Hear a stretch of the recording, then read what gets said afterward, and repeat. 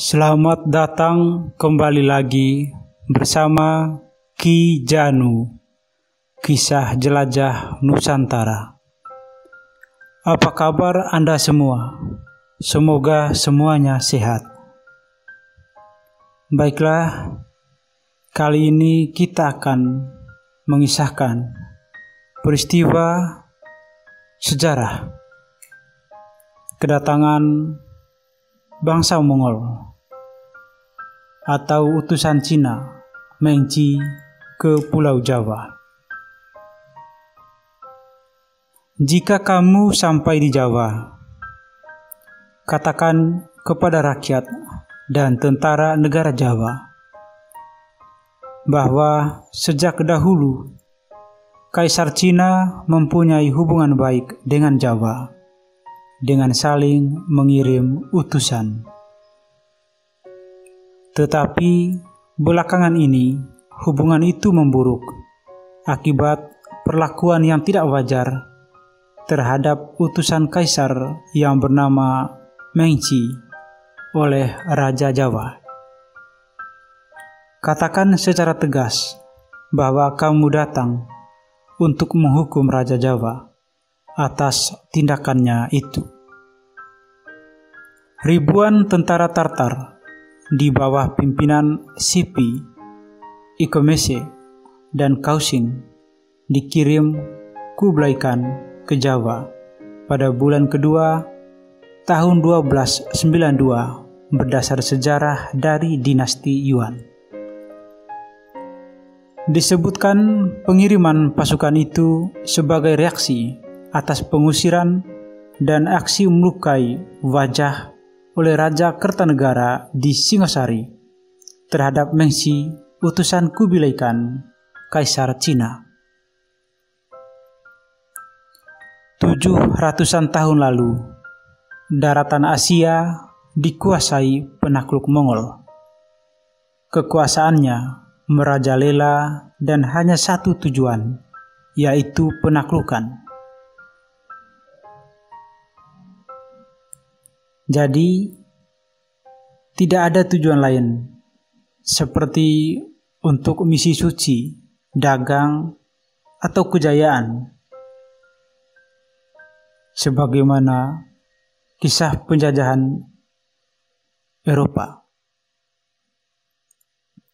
Tidak pula konteks menyebar dharma, seperti Aji Saka, atau kisah pendeta-pendeta Buddhis, utusan Raja Asoka Wardana ke wilayah Nusantara.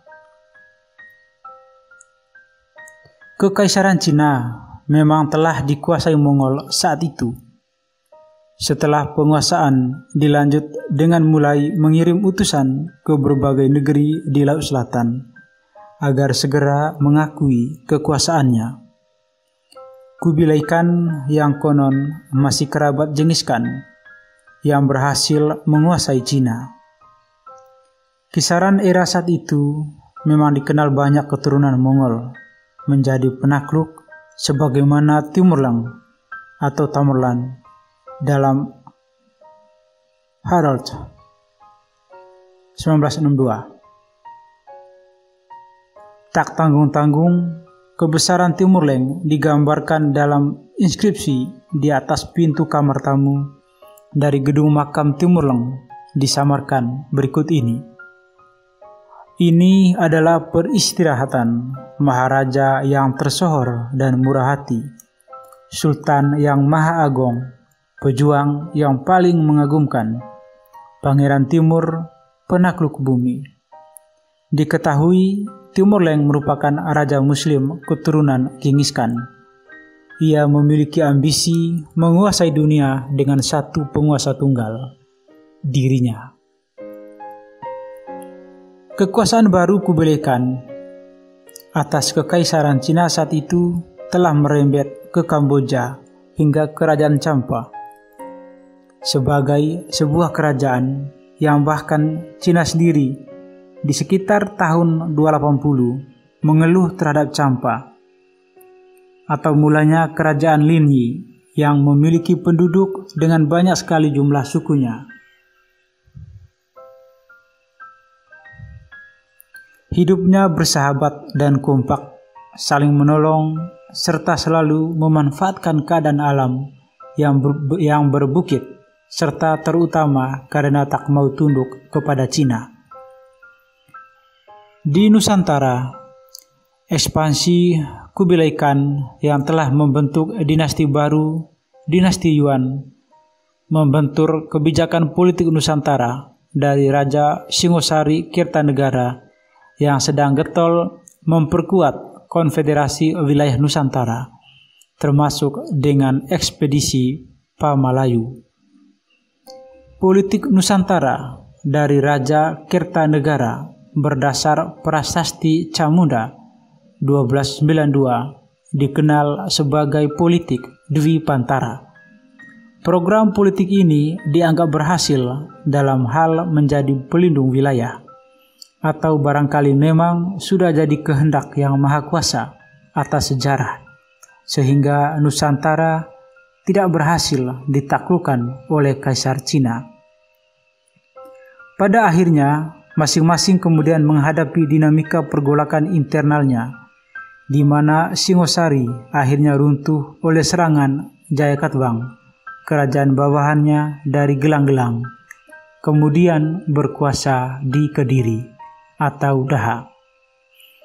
Melalui serangkaian intrik perebutan kekuasaan yang tajam, kekuasaan Kertanegara Singosari berganti, Jayakatwang Kediri atau Daha, kemudian berganti Majapahit dengan kemunculan Raden Wijaya dibantu Ranggalawe dan Arya Wiraraja. Tuanku, hamba menjalankan siasat. Tuanku supaya menghamba kepada Jayakatwang, pura-pura minta maaf, bersikap takluk. Jika Raja Jayakatwang menerima tuanku sebagai hamba, tuanku harus tinggal di Daha untuk sementara waktu. Jika sudah kelihatan dipercaya, mintalah hutan di daerah Tarik kepada Raja Jayakatwang. Tuanku diam dan membuka hutan di sana. Orang-orang Madura yang akan membuka dan membersihkan hutan itu. Di dekat situ terdapat pemukiman orang-orang Madura yang akan datang kepada tuanku. Jika ada rakyat Tumapel, rakyat Daha yang datang menghamba, hendaknya tuanku terima juga. Jika sudah merasa cukup kuat untuk melawan pasukan Daha, itulah waktunya untuk menyerang. Demikian dialog dalam Praraton berisi saran Arya Wiraraja, Bupati Sumeneb, Madura, yang menolong Raden Wijaya, menantu Raja Kertanegara Singosari, untuk menggulingkan Jayakatwang, termasuk dengan memanfaatkan kedatangan pasukan Tartar. Nyata kemudian berdirilah kerajaan Majapahit yang bermula dari membabat hutan Tarik oleh Raden Wijaya untuk wilayah dan mencari pengikut, hingga Tipu Muslihat memanfaatkan tentara Tartar untuk menghancurkan Jayakatwang di Daha, sekaligus mengusir kembali pasukan Tartar ke Cina.